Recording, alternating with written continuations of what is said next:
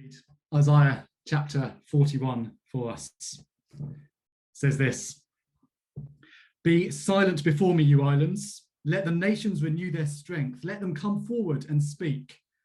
Let us meet together at the place of judgment. Who has stirred up one from the east, calling him in righteousness to his service? He hands nations over to him and subdues kings before him. He turns them to dust with his sword, to wind-blown chaff with his bow. He pursues them and moves on unscathed by a path his feet have not travelled before. Who has done this and carried it through, calling forth the generations from the beginning? I, the Lord, with the first of them and with the last. I am he. The islands have seen it and fear. The ends of the earth tremble. They approach and come forward. They help each other and say to their companions, be strong. The metalworker encourages the goldsmith, and the one who smooths with the hammer spurs on the one who strikes the anvil. One says of the welding, it is good. The other nails down the idol, so it will not topple. But you, Israel, my servant, Jacob, whom I have chosen, you descendants of Abraham, my friend, I took you from the ends of the earth. From its farthest corners I called you. I said, you are my servant. I have chosen you and have not rejected you. So do not fear, for I am with you. Do not be dismayed, for I am your God. I will strengthen you and help you. I will uphold you with my righteous right hand. All who rage against you will surely be ashamed and disgraced. Those who oppose you will be as nothing and perish. Though you search for your enemies, you will not find them. Those who wage war against you will be as nothing at all. For I am the Lord your God, who takes hold of your right hand and says to you, do not fear, I will help you. Do not be afraid, you worm Jacob. Little Israel, do not fear, for I myself will help you, declares the Lord, your Redeemer, the Holy One of Israel. See, I will make you into a threshing sledge, new and sharp, with many teeth. You will thresh the mountains and crush them and reduce the hills to chaff. You will winnow them, the wind will pick them up, and a gale will blow them away.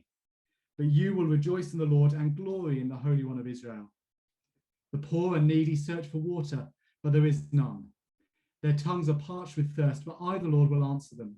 I, the God of Israel, will not forsake them. I will make rivers flow on barren heights and springs within the valleys.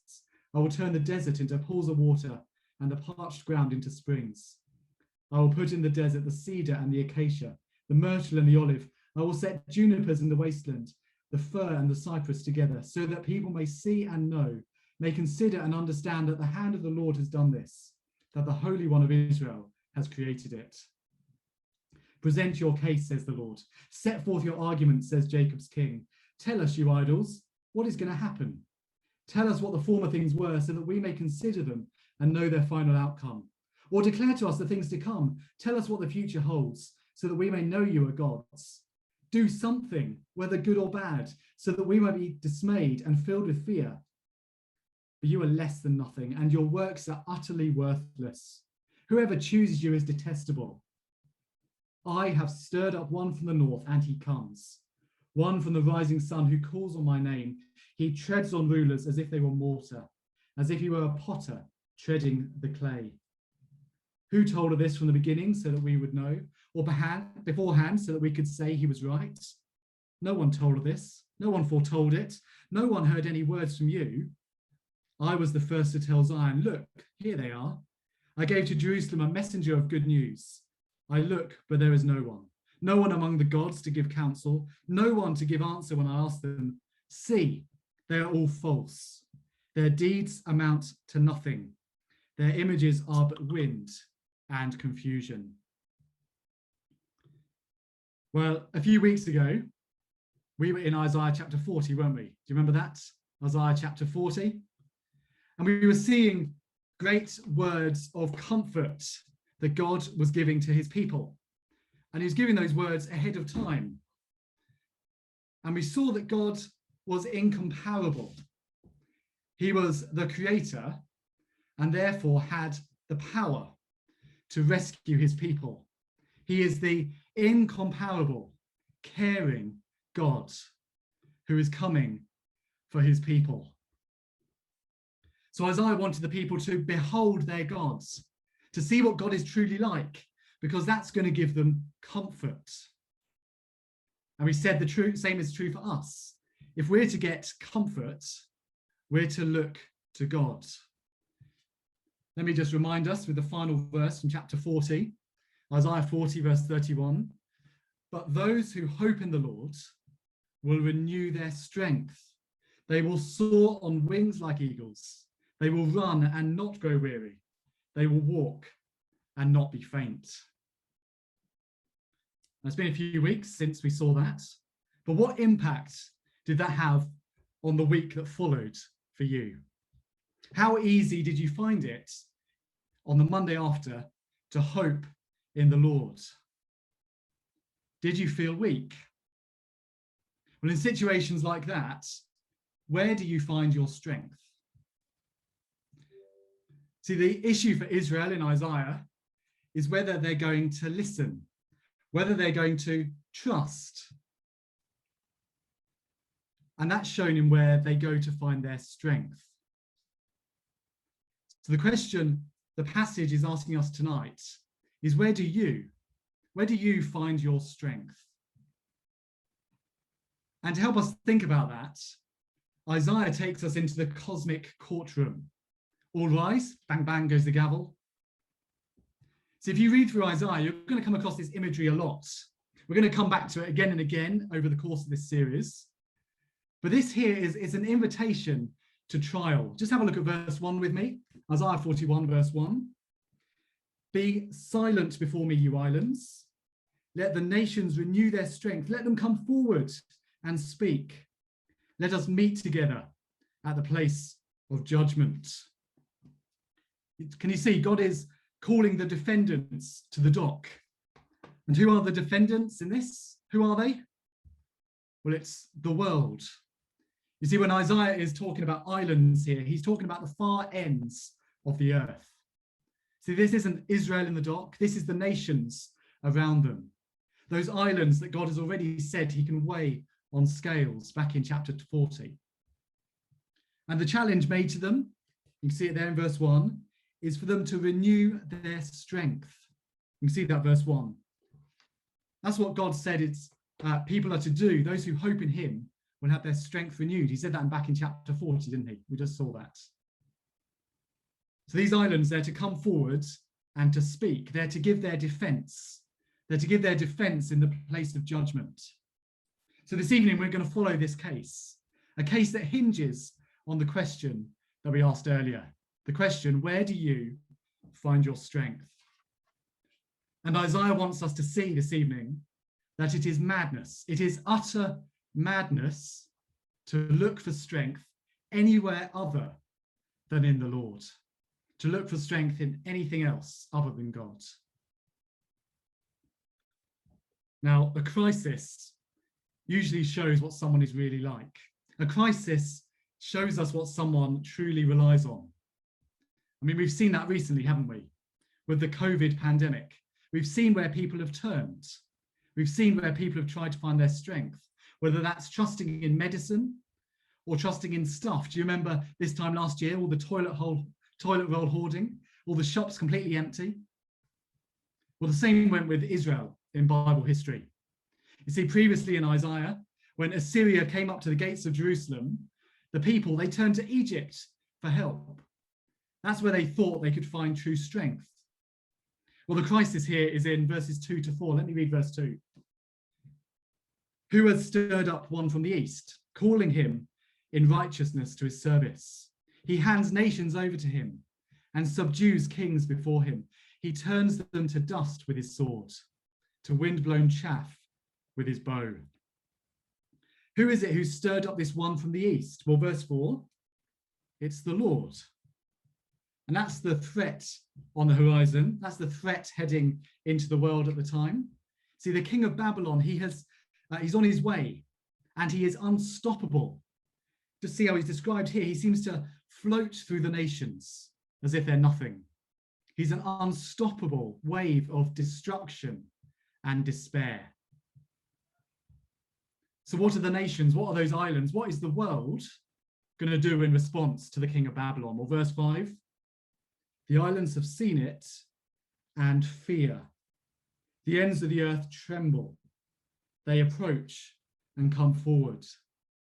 See, the islands are scared. So what do? Where do they find their strength? Well, they turn to themselves. Do you see that? Just hear the account, verses 6 and 7.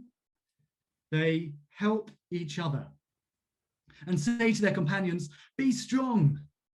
The metalworker encourages the goldsmith, and the one who smooths with the hammer spurs on the one who strikes the anvil. One says of the welding, "It is good." The other nails down the idol so that it will not topple. Do you see, they turn to each other, "Be strong." You can just imagine the conversation. Have you heard the news? Babylon's coming. Oh yeah, but it's okay. I have this idol. It's made of the best iron, and we've overlaid it with the finest of gold. But could you just nail it down so it doesn't fall over? See, it's laughable, isn't it, when you think about it? The people, they think up this idea, they tell each other it's good, and then they nail it down just in case it falls over. The people, they're trusting in themselves. That's where they find their strength. And that is what idolatry is at core, trusting in yourself. Well, what's the alternative? Well, it's God, isn't it? That's what verses 8 to 20 are pointing out. Let me read verses 8 to 9.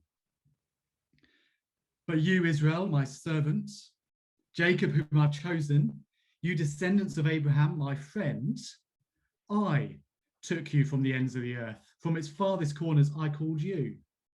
I said, you are my servant. I have chosen you and have not rejected you." You see, God's made a promise. Do you notice the personal language there? Israel, Jacob, Abraham, my friend. See, God doesn't go back on his promises. And he's called them from the farthest corners before. He's given the role of being his servant to this people. It's an idea we're going to track in future weeks. God has chosen them. He has not rejected them.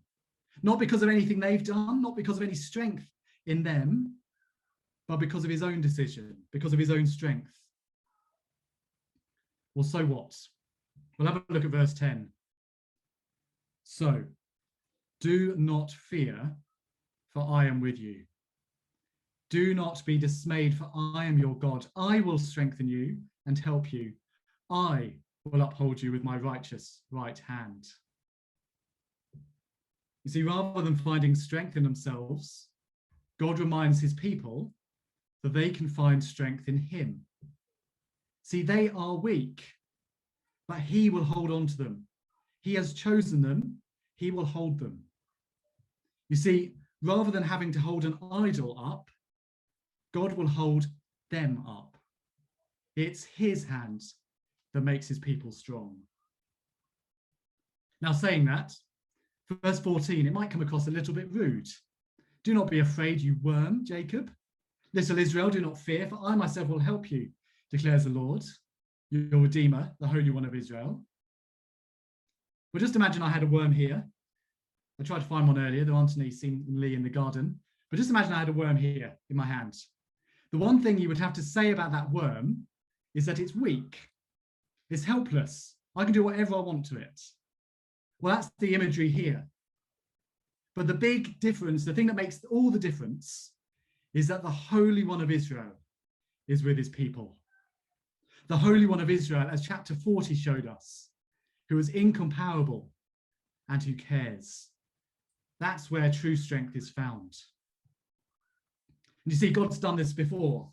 He can be trusted. Just have a look at verses 17 to 19 there. These are all pictures. They're taken from the Exodus. We're going to think more about this Exodus idea next week. But just think about Exodus for a moment. God led a weak people out of the middle, right of the middle of the world superpower at the time. He led them through a wilderness, a place of death, but he provided them everything they needed. He's done it before. He can do it again. In fact, we can expect him to do it again. So there are the two alternatives, an idol or the Holy One of Israel. Which one of those is going to provide strength, the Lord or the idol? In the courtroom, which of them is going to work? Well, the prosecution, they turn to the idol, verse 22. Tell us, you idols, what's going to happen? Tell us what the former things were, so that we may consider them and know their final outcome. Or declare to us things to come. Tell us what the future holds, so that we may know you are gods. Do something, whether good or bad, so that we will be dismayed and filled with fear. If you're a real God, God says, tell us something you're going to do. But as you'd expect from a chunk of wood nailed to the box, the answer is silence. See, the idols cannot say one thing they're going to do, but God can. Let's have a look at verse 25. I have stirred up one from the north, and he comes. One from the rising sun who calls on my name. He treads on rulers as if they were mortar, as if he were a potter treading the clay. I'm the one who has stirred up this invader, says God. Now let's just hit pause a second there. Has Isaiah got his compass all mixed up? You see, he said east earlier, didn't he? And now he's saying north. Well, let me just show you something. That's because if you were to invade Israel, you'd have to come from the east. You see the Babylon Empire there? You'd have to come from the east and then come down to attack Judah. Can you see that line there? Otherwise, you end up going through the desert, and that's a really bad move if you're an army. You see, for an invader to invade Israel from the east, they'd have to come in from the east and then come down from the north. So this is still the same person who's invading. And we have to remember as well that this hasn't actually happened yet. This is future from Israel's point of view. Isaiah is talking about something that's future to himself. Well, the big thing here is the court case. It shows us that the idols are a terrible place to find your strength. They're a terrible place to find your strength because deep down, they're just a false source of blessing and security. Deep down, the people are just relying on themselves. But God is demonstrating that he is totally other. And therefore strength, true strength, can be found in him. He's the one who knows what's going to happen. And as verse 4 says, he is the first and he is the last. It's absolutely crazy to think you're going to find strength anywhere else. So right in the center of this passage is the application, actually. Have a look at verse 10. Do not fear. You see, a Christian, one of God's people, is one who has turned from idols to serve the living and true God. We know that from 1 Thessalonians, don't we? So a Christian is someone who has turned from idols to serve the living and true God. Therefore, a Christian finds their strength in God. See, if Israel listens to what Isaiah is saying here, they will not fear. Although this exile is coming, although Babylon is going to sweep through them, they are safe. The Holy One of Israel has got them. He's done it before, he'll do it again. And the same goes for us today.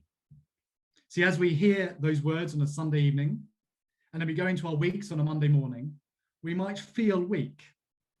We might feel that we don't have what it takes to stand in this world. But Isaiah chapter 41 shows us, reminds us where true strength is found.